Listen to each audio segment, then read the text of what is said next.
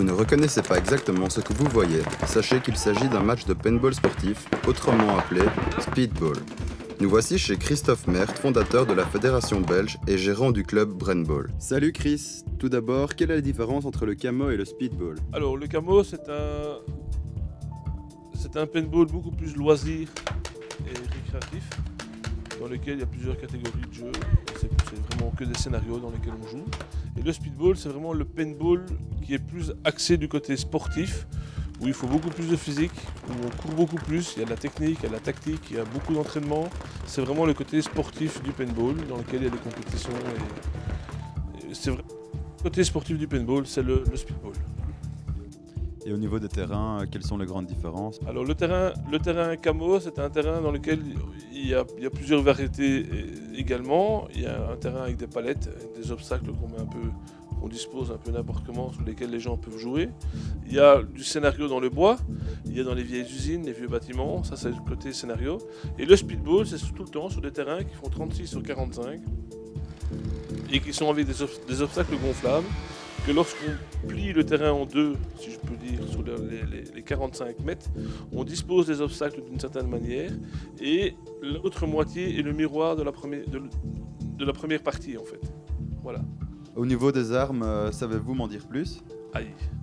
Alors au paintball, ce ne sont pas des armes, parce que les armes ça sert à tuer. Au paintball, on joue avec des lanceurs. Voilà, alors un lanceur, il y a plusieurs sortes de lanceurs. Il y a les lanceurs mécaniques sur lesquels tout le monde a l'occasion de jouer pour faire des locations. Et ceux qu'on a pu voir aujourd'hui, ce sont des lanceurs électroniques. Et donc il y a une pile qui permet de faire fonctionner la carte électronique. Et alors il y a de l'air comprimé qui permet de faire projeter la bille du lanceur.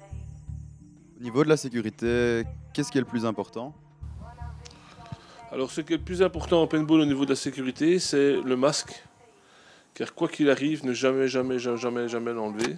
Et lorsque la partie est finie, le point est fini, qu'on rentre dans les pits, c'est mettre les bouchons de canon, éteindre son lanceur. Voilà, ça c'est vraiment le plus important en paintball. Après nous avoir parlé des lanceurs et de la sécurité, que pouvez-vous nous dire sur les billes maintenant? Alors la base de la bille est de la gélatine alimentaire. Il y a plusieurs couleurs, donc il y a la couleur de la coque de la bille qui est une chose, et à côté de ça à l'intérieur il y a une autre couleur qui en général sont des couleurs des couleurs fluorescentes. On emploie régulièrement du jaune ou de l'orange pour le métier compétition.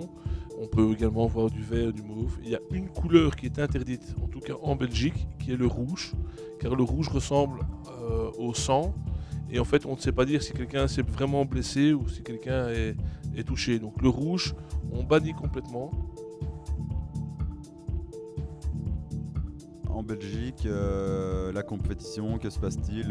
Où on en est dans le mouvement? Alors la compétition en Belgique existe déjà depuis une bonne petite dizaine d'années. C'est peu répandu comme je vous ai dit là tantôt. Mais on commence à voir de plus en plus d'équipes qui commencent à jouer. C'est composé des équipes de 3 contre 3 ou de 5 contre 5. Il faut quand même savoir qu'en Belgique, on a une équipe belge nationale qui a participé au Championnat du Monde en 2013 et qui a fait 4e dans le format européen et international qui est du 5 contre 5. On est quand même 4e au Championnat du Monde. Voilà. Et au niveau de la compétition européenne, j'ai cru entendre qu'il y avait plusieurs compétitions qui existaient. Alors il y a une fédération européenne qui organise un tournoi sur 4 manches qui est le Millennium Series. Ça c'est vraiment les tout gros tournois avec plusieurs divisions. Et alors également ils ont inventé il y a 2 ans, ils ont sorti un peu un système de tournoi un peu ATP comme au tennis, dans lequel il y a des classements en fonction des tournois qui sont organisés un peu partout en Europe. On peut marquer des points. Ici sur le terrain chez Brandball par exemple, on a une équipe qui est 34e européenne dans le classement ATP, et il faut savoir qu'il y a un peu plus de 1200 équipes en Europe. Ben voilà, pour moi ce sera tout. Merci de nous avoir accueillis chez toi Chris, et j'espère à bientôt. Ben, à bientôt aussi.